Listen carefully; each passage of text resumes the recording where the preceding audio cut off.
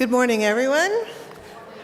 I'm Melanie Lefebvre-Walker from the Board of Directors, and I'm here to give you really important information that will just make your day better, otherwise known as board announcements. So, first, in case you missed it, yes, FirstU is marching in this year's Capitol Pride Parade this afternoon, and we would be glad to see you with us. Please note that both the parade route and the parade itself will be shorter than previous years. So if you want to march with us in the parade, please try to be at the staging area on the Laurier Bridge downtown before 1 p.m. You can ask for area B162 or look for our Uni the Unicorn and a new FirstU Pride banner, or call Brent, if you know Brent's number. We have a long tradition of marching in the Pride Parade. It's a really important way to show our commitment. And so we really want to encourage you, even if you haven't ever done it, to either march or you can watch the parade, bring some chairs, and watch and cheer when we go by. And seeing Uni the Unicorn is really a special experience, so I think it'd be a lot of fun. For those who might need a ride downtown today, and those who may have room in their cars for riders, please meet me at the welcome table. The welcome table is where Carol is back there waving. I'll be there right after the service, so if you need either to get there or can bring a few people, let's meet there right after the service and match people up. Second, Sunday, September 8th is In Gathering, where we will welcome everyone back from a full summer to join together to kick off a new program year for the church. We'll be having a barbecue lunch celebration right after the service that day. It'll be outdoors if the weather is good, and in fellowship if it's rainy, fellowship hall if it's rainy. Burgers, hot dogs, and beverages will be provided by the church, and potluck offerings of salads and desserts are welcome. And the same day, there'll be a tropical plant sale to benefit our FirstU food cupboard. So come ready to buy a leafy, or not so leafy, friend to talk to. All for an important cause. And finally, there will be no RE next week, next Sunday. And that's it. Thank you.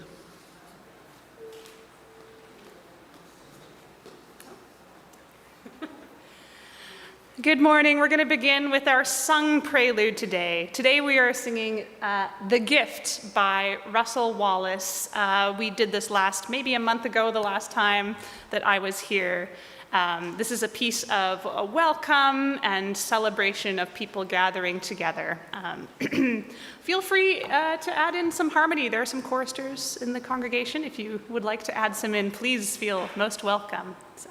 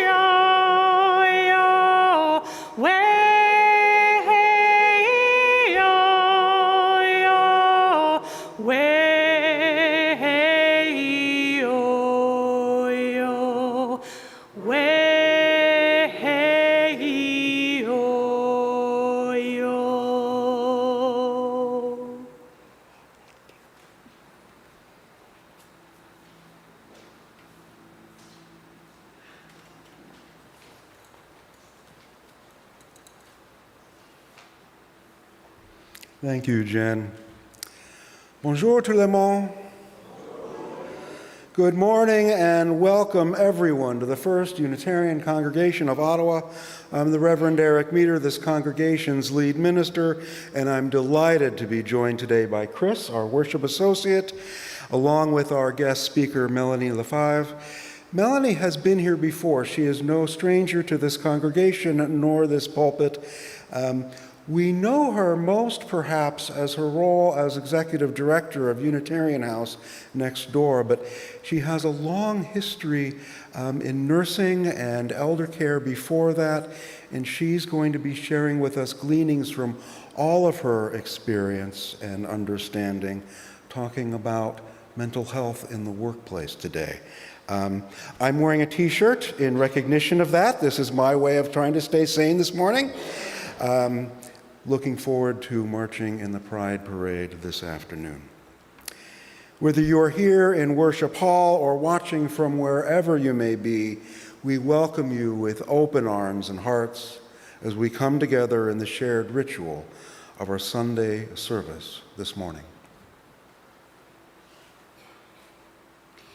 As we begin, let us take a moment to acknowledge that our FirstU campus is located on traditional, unsurrendered, and unceded Algonquin Anishinaabe territory, and that the work of reconciliation is a responsibility of our congregation and of all Canadians. Our goal is to educate ourselves and all those who have the willingness to understand, to be of service to those who are at risk, and to advocate for justice. If you're new to FirstU and would like to learn more about us, please contact us through our email at welcome@firstunitarianottawa.ca. And if you're right here in Worship Hall with us this morning and would like more info, you can find out at the welcome table at the back of the pews. This morning, each of us are welcome. We of any heritage or faith, whatever our burdens, of any culture or race, of any gender or orientation, in any body, all that we are. Today, we are all part of this spiritual community. We'll begin by joining our voices in song. Please rise in body or spirit and join us in singing number 83 in the gray hymnal, Winds Be Still, verses 1 and 3 only, so no birds. The lyrics will be on the screen above.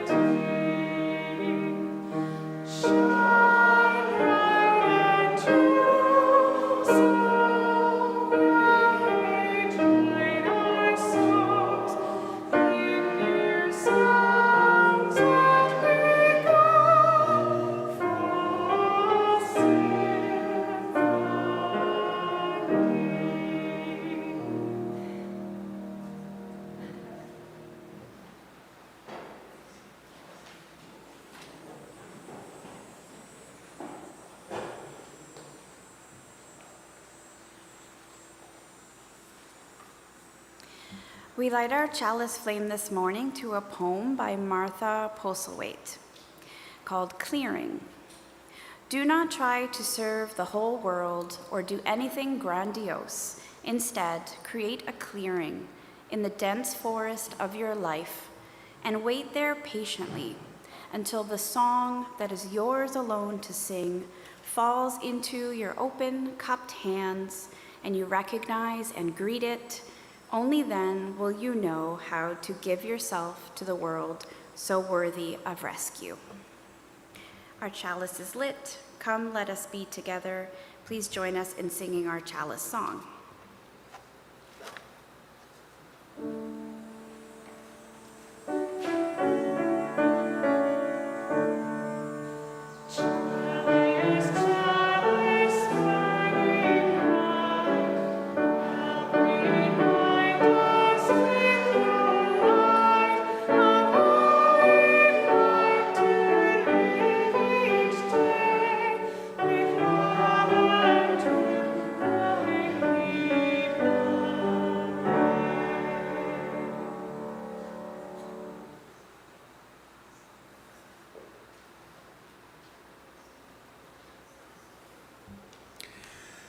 Each week as we gather, we pause in our time together in recognition of both the joy and sorrow in our lives and across the globe.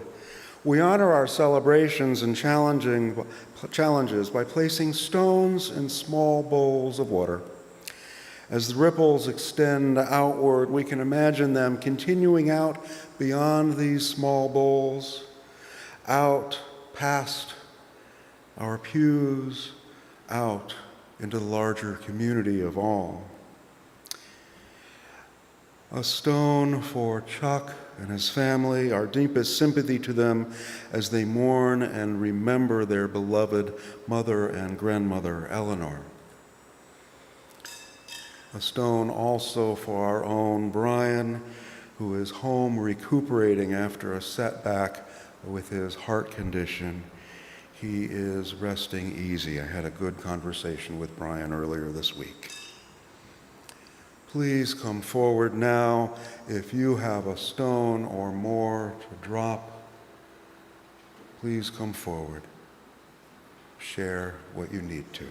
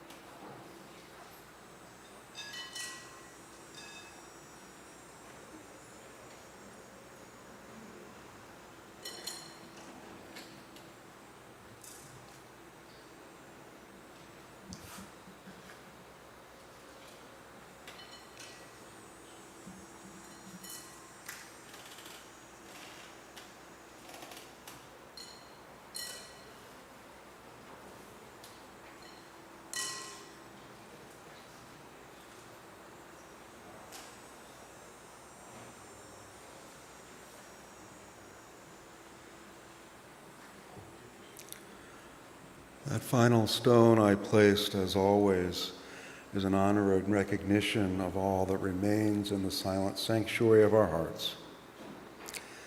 I invite us now into a time of stillness and reflection. After several moments, Jen will bring us back together through the gift of music.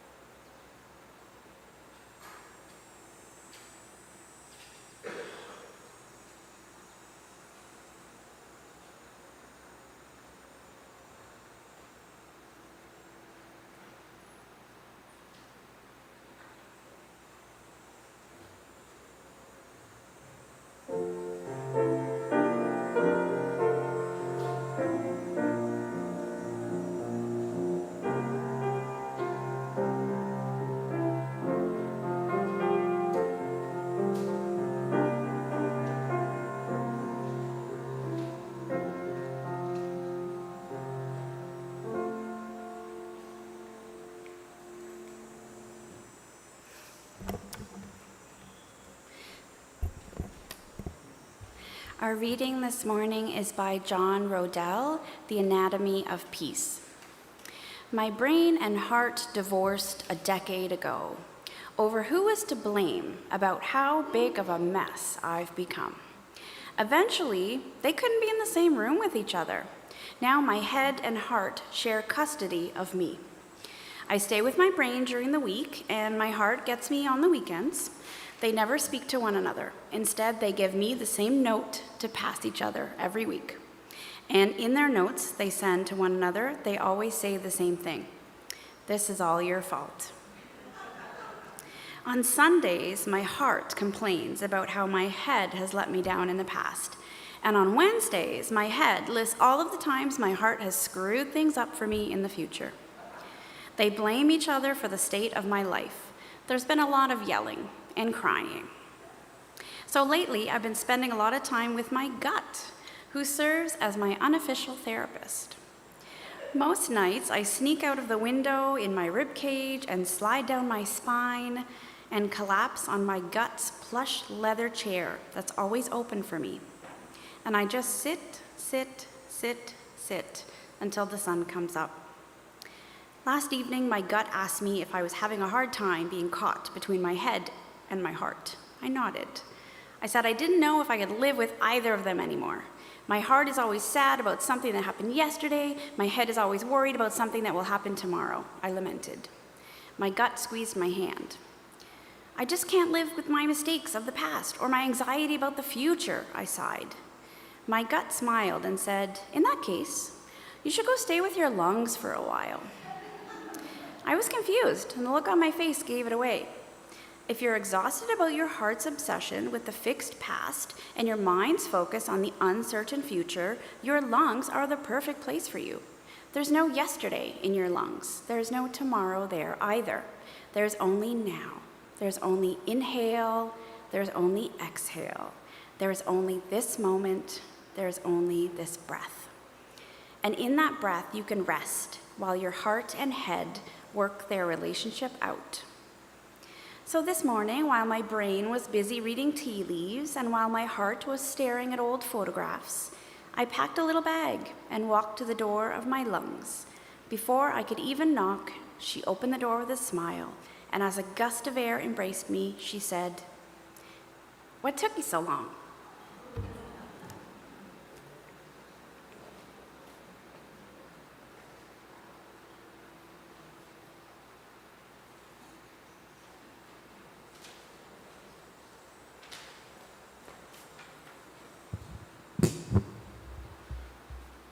Good morning. So there is no summer choir today, but I am hoping that you will all join me in being the summer choir and singing today's anthem with me, regardless of whether you've been in choir before or not. This is a lovely little piece by Ali Halpert called Loosen Baby, and it's just sort of a mantra about letting, the cares of the world fall off of your body and feeling more relaxed, more loose. And it can be done in two parts. We'll learn the first part. If you want to jump to the next slide, Julia, that would be great. Perfect. We will learn this part first. And if we're feeling really confident, we'll start adding in the second part, because I'm sure you're an excellent choir. So, I'm going to grab a note.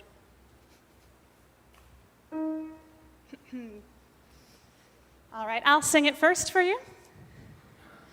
Loosen, loosen, baby. You don't have to carry the weight of the world in your muscles and bones. Let go, let go, let go. And repeat after me. I'll do one phrase. Loosen, loosen, baby. Your turn. Loosen, loosen, baby. My turn. You don't have to carry. You don't have to carry. My turn. The weight of the world in your muscles and bones. The weight of the world in your muscles and bones. bones. My turn. Let go, let go, let go. Let go, let go, let go. Let's try it all together. Loosen, loosen, baby. You don't have to carry the weight of the world in your muscles and bones. Let go, let go, let go. Loosen, loosen, baby. You don't have to carry the weight of the world in your muscles and bones. Let go, let go, let go. Julia, you want to switch to the next slide? All right, we have a second part, so we're going to learn it now. This is the part that's in brackets here, holy breath and holy name. So this one's actually a little simpler, so I'll sing it for you first, and then we can join right in together. Holy breath and holy name, will you ease this pain? So holy, starting here, holy breath and holy name, will you ease this pain again? Holy breath and holy name, will you ease this pain? One more time. Holy breath and holy name, will you ease this pain? Very nice. Let's do loosen, loosen, baby. We'll do that maybe 2-3 times, and then I'll start adding in the holy breath line. If you want to join me on holy breath, you can, but if you'd like to stay with loosen, that is also completely fine. All right, so this is our performance, if you will. So feel free to sing with your whole body, whatever that is like for you. If that means standing, that is great. You can also sing with your whole body while seated, so whatever you would like to do. All right, it's our first note. Loosen, loosen, baby. You don't have to carry the weight of the world in your muscles and bones. Let go, let go, let go. Loosen, loosen, baby. You don't have to carry the weight of the world in your muscles and bones. Let go, let go, let go. Loosen, loosen, baby. You don't have to carry the weight of the world in your muscles and bones. Let go, let go, let go. Holy breath and holy name, will you ease this pain? Holy breath and holy name, will you ease this pain? One more time. Holy breath and holy name, will you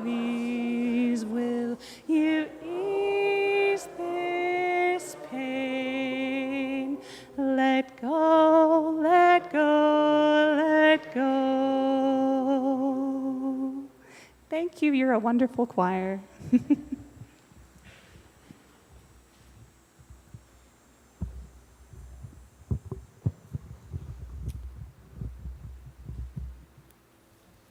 Thanks, Jen. That was fun. And I noticed we have lungs. We had lungs on our picture, so cool. I invite the ushers to start passing the baskets at this time. This congregation has a long history. Oh, am I ahead of time? I'm way ahead of time. We're introducing Melanie. I'll trade with you. Do you want to introduce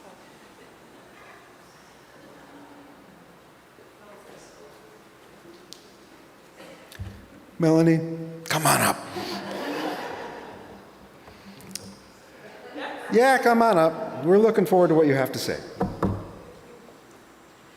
Okay, good morning. Thank you so much for inviting me.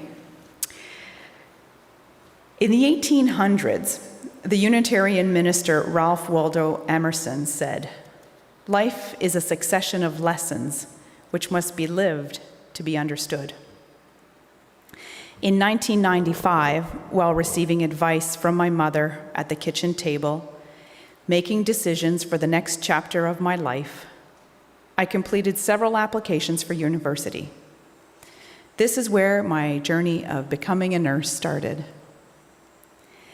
At the time, my vision of nursing was to provide care at bedside, most likely in a hospital setting. My perception of nursing was what I saw on popular TV shows like China Beach and ER. I knew there were some nurses who worked in community settings and in mental health. Everyone had seen the movie One Flew Over the Cuckoo's Nest and thought Nurse Ratched was an interesting character, but I didn't think much else of it. My perception of nursing was to provide care in an acute care setting, cardiac surgeries, hip replacements, broken bones. I didn't realize that evening at the kitchen table that I was applying to be in a program that would give me lifelong skills and abilities that would be transferable to all areas of my life, in that it would prepare me for a career in business management or in mental health. As a new graduate, you take the first job that becomes available to you. I worked at Montfort Hospital in the surgery ward, doing exactly what the TV shows told me I would be doing: hip replacements, knee surgeries, broken bones. But it was a part-time job and clearly not going to be enough if I wanted to purchase a new car. So I got a second job as a director of care in a mental health retirement residence. I enjoyed working with the residents, but I didn't know anything about mental health. I didn't feel like I was contributing anything to the health and well-being of those residents. Also, working in an environment with high levels of burnout and unmanageable workload is a heavy psychological burden. When stress is chronically high and people are given little time to process or deal with difficult situations, it can affect the staff's well-being. One of the most significant safety concerns for mental health nurses is the risk of encountering aggressive or violent behaviors from patients. Individuals experiencing acute mental health crisis that exhibit aggression towards themselves, posing a threat to the safety of both my colleagues and myself. I worked in that residence for less than a year. I figured it wasn't going to be for me, mostly because I didn't understand, because I didn't know how I could help. But it did plant a seed that wouldn't bloom for several years later. Graduating from the nursing program provided me with skills that I could take anywhere. Anyone who has worked in a healthcare profession will understand what I mean when I say it is 24 hours a day and it stays with you an entire lifetime. Every healthcare provider will remember a family Christmas party where someone approaches you and says, "Hey, you're a nurse, right?" And before you can reply yes, the sleeve has come off, and you find yourself looking at a growth on the side of an armpit at a red-hot pimple the size of a quarter and answering the question, "What do you think this is? Do you think it's infected?" After that, trust me, creme brulee is never the same again. But like anything else, there are advantages and disadvantages. Just ask my family. Having an understanding of medical conditions was always helpful, especially for those long winter nights when your child develops a fever, an ear infection, and they cry and cry and cry. My husband would get up, come and assess the situation, and be amazed at how I could stay on top of things. There was nothing more to do, so he would just go back to bed. My kids, however, are not always happy about my career choices. I've often woken up first thing in the morning to find a child still in bed with the biggest puppy eyes saying, "Mom, I'm sick. I have a fever," thinking that I had forgotten that today was the math test. "No, I'm really sick, Mom. Feel my forehead. I have a fever." To which I would reply, "Okay, let me go get my rectal thermometer and check your temperature." Let me tell you, those are magic words. Kids get up and get ready to catch the bus in a New York minute. But the circumstances where I've found my nursing background to be most helpful has been in the management of people. As the executive director of UHO, I find myself responsible for overseeing 43 staff. It's a big job that goes beyond completing biweekly payrolls and backfilling shift vacancies. These are people after all, and people can be complicated. They have life outside of workplace, responsibilities, expectations, mortgages to pay, children to raise. The services our staff provide is vital, and there's a lot resting on their shoulders. But what happens when the magic starts to disappear and you start to feel the breakdown? Burnout in the course of employment can make one feel emotionally drained and unable to function in the context of work and other aspects of life. Burnout can reduce productivity and can lower your motivation and cause you to feel helpless, hopeless, even resentful. So how can you spot workplace burnout? The signs and symptoms are similar to those of stress and depression, similar to what I was managing that year I worked in mental health. Symptoms include emotional and physical exhaustion, withdrawal from friends, families, and other loved ones, feelings of helplessness or hopelessness, negative emotions, physical fatigue, sleep deprivation. All the signs and symptoms I was taught to look out for.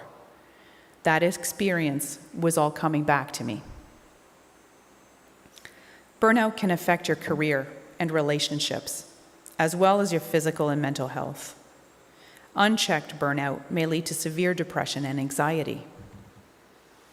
For any business, prolonged burnout can lead to chronic absence and job dissatisfaction. Lack of motivation, struggling to muster any enthusiasm for your work. Cynical attitude, becoming increasingly negative, cynical, or detached. Irritability, having a short temper, getting frustrated more easily. Difficulty concentrating, trouble focusing on tasks and being forgetful. Employers need to pay attention to workplace burnout. It is an occupation-related syndrome, resulting in chronic workplace stress that has not been successfully managed. It involves ongoing emotional exhaustion, physical distance or negativity, and feeling an inefficacy, all adding up to a state where the job-related stressors are not being effectively managed by the normal rest found in work breaks, weekends, and even time off. True workplace burnout is specific to one's job or occupation and is more concerning and detrimental than the daily irritation that everyone experiences and most of us can manage. There are many potential causes for burnout in a modern workplace. Excessive workloads, having little say or control over workplace matters, lack of recognition or reward for your effort, and interpersonality, toxic and unfair work environments. They all add to the constant hum of uncertainty about a possible recession or a war in your homeland, and it's no surprise that burnout is on the rise. Decades of research shows that association between workplace burnout and a host of negative organizational, psychological, and even physical consequences. Additionally, workplace burnout may impair short-term memory, attention, and other cognitive processes essential for daily activities both at work and at home. There are a variety of programs that can assist with problems in and out of the workplace, such as an Employee and Family Assistance Program, an EFAP. EFAPs have grown in popularity over the years, but it's not a new program by any means. EFAPs have their origin in the late 1930s and were formed out of programs that dealt with occupational alcoholism during a time when drinking on the job was the norm. People began to notice the effects it had on job performance and productivity. It became a major issue for industrial jobs, and work would become the main focus for correction with work-based alcoholism programs. By 1939, the Alcoholics Anonymous movement in the US had begun to spread, and people in recovery began to eagerly share their experiences with other workers. This would be the start of the EFAP movement. Businesses also started to see the effectiveness of the programs through the rehabilitation of their workers and the rise of productivity. These improvements sparked thought of what other problems this program could address.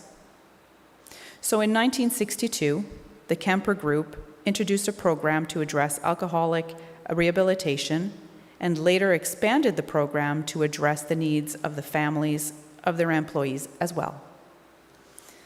Including the families broadened the program's receipts and services to deal with marital, emotional, financial, legal, and drug abuse problems.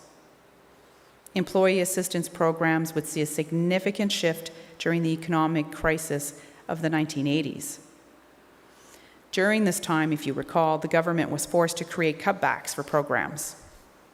This would cause for mental health public agencies, treatment centers, and private counseling firms to survive those cutbacks by partnering with industries that wanted to enter the EFAP field.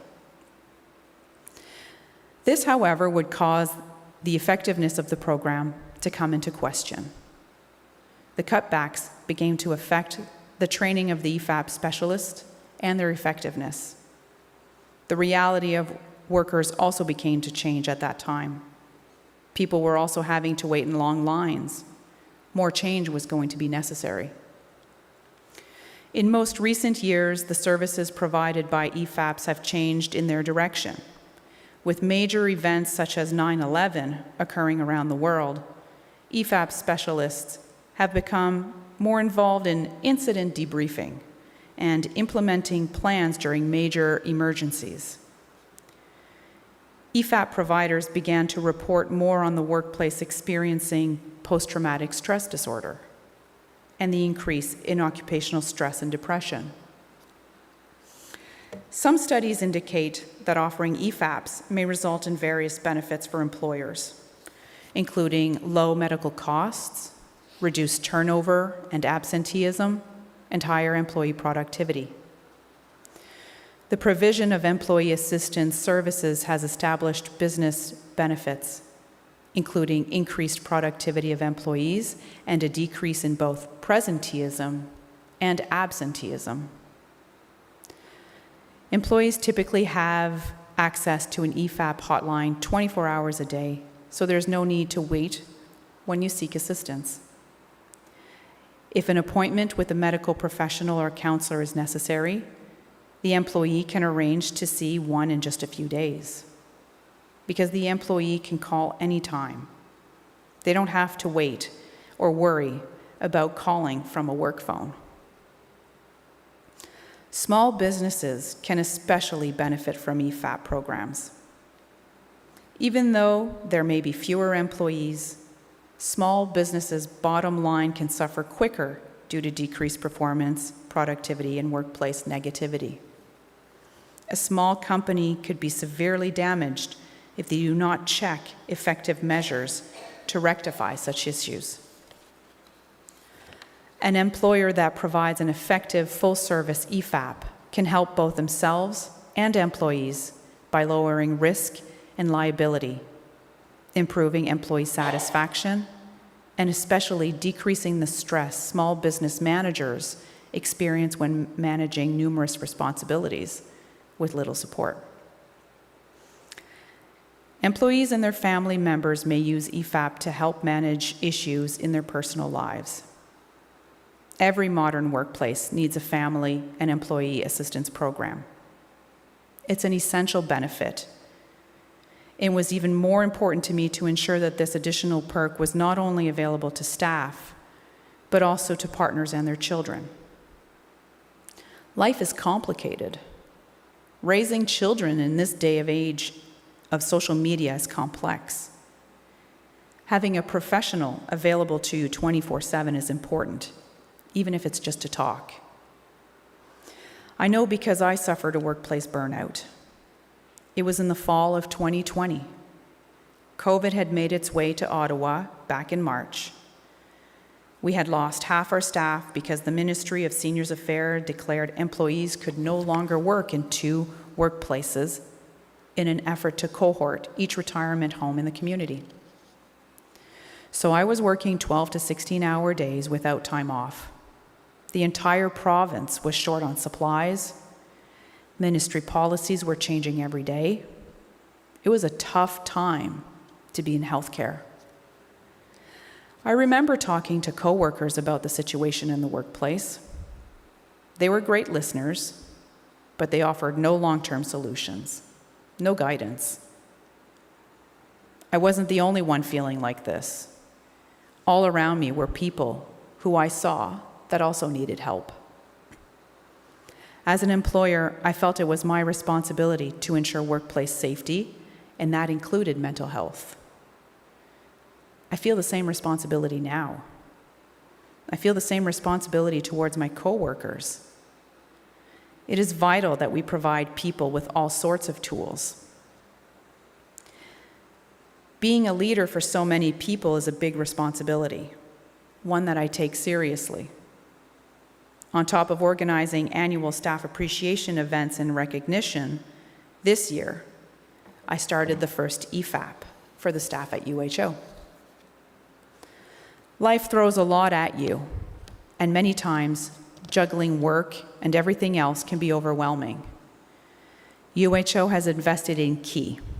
It's a health and wellness program to provide staff and their families with the support they need when they need it. It offers a wide variety of services to help staff tackle more than their to-do list than ever before. It offers legal advice in areas such as family law, wills, bankruptcies, estate planning, real estate, financial advice in areas such as financial planning or debt management, mortgages, life coaching to help people overcome perceived obstacles, set goals, and realize their full potential. Daily living consultation to support day-to-day responsibilities such as finding childcare or elder care, chores, something as silly as pet obedience, moving, or home repair. Health and wellness advisors who can support with nutrition, smoking cessation, better sleep, and mindfulness. As of June 1st, the EFAP is available for free, and confidential assessments, short-term counseling, referrals, and follow-up services for those employees. EFAP counselors may also work in a consultative role with managers and supervisors to address employee and organizational challenges and needs. So I'm very proud of implementing this program at UHO. I've seen firsthand how mental health can affect your everyday life. That was my first job. I've experienced firsthand how workplace stress and pressures can affect your mental health. I survived COVID. And once a nurse, always a nurse. I will always care for people. Lastly, it's almost natural at some point to feel overworked or overburdened by the workload. But I invite you to think about this. You're not stressed because you're doing too much. You're stressed because you're doing too little of what makes you happy, or what makes you feel alive, what makes you feel good. Take the time to recharge. Spend more time with your family and friends. Spend time in nature. Listen to music. That's my commitment for being part of the solution at UHO. Thank you.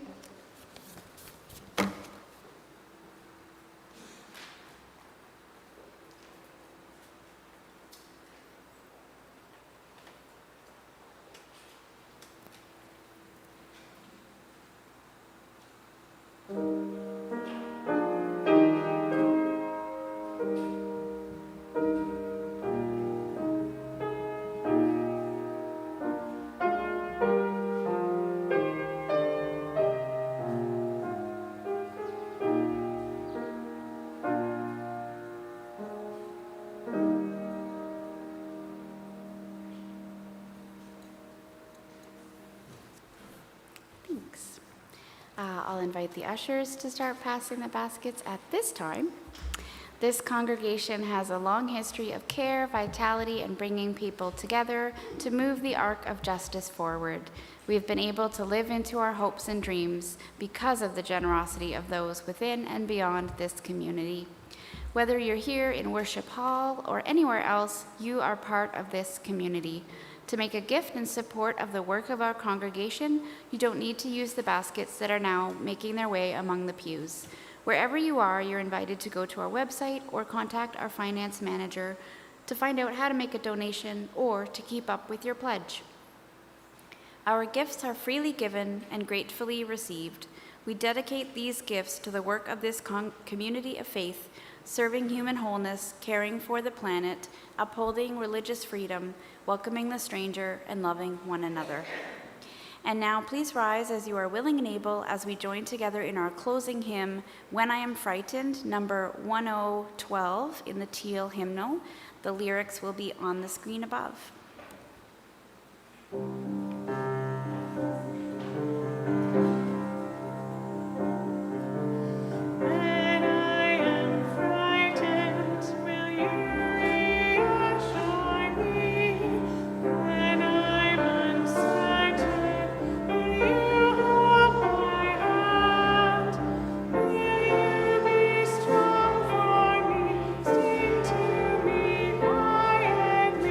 Will you share some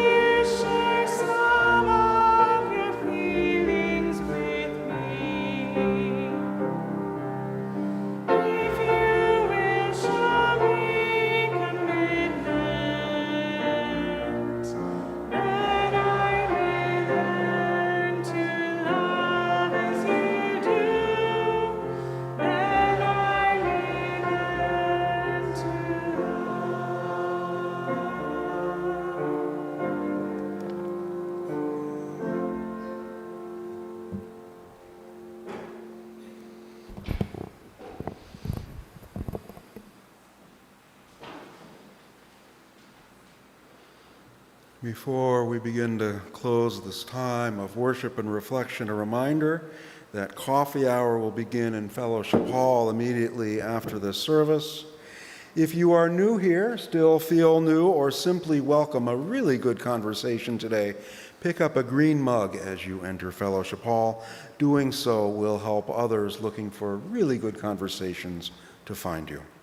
Also, the good folks of Ajaski invite all of us to check out the Grow Towers, and our food cupboard in the Grow Tower room has free food for all people who could use a little more. And a reminder again, please join us in carpooling to the Pride Parade, and Mariella will be at the back table shortly to arrange the carpools.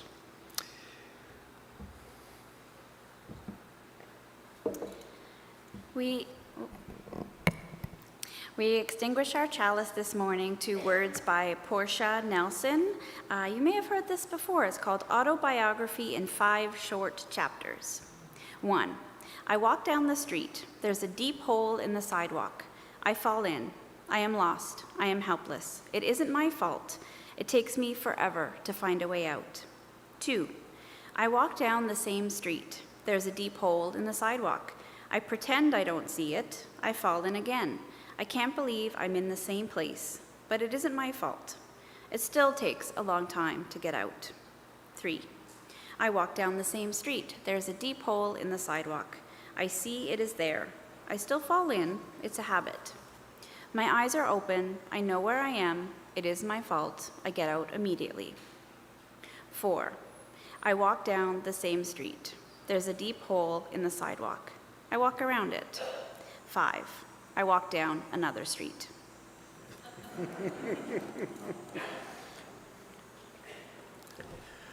I think there's a lesson in there somewhere.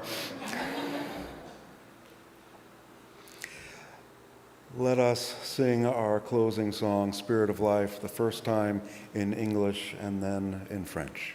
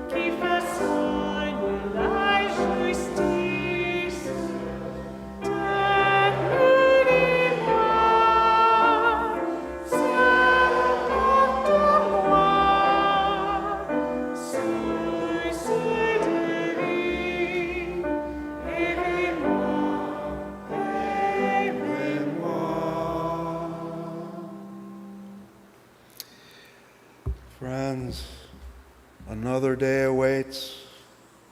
Let us carry our hearts and our minds in some conversation. May our guts be true. May our lungs keep our spirits refreshed as we help this world come alive in love. I say, go in peace to each and every one of you. Go in peace.